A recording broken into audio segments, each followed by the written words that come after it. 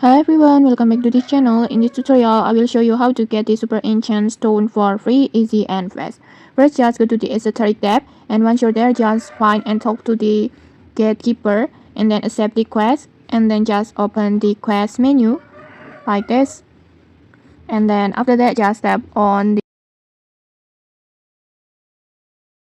enchanting discoveries, this one. And then in here, you need to use enchant 30 times.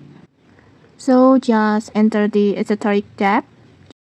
So just wait for the elevator first, like this, and then just go to elevator and go down, like this. And then next just go to the altar. And then next just take your enchant stone, like this, and then just use it, like this,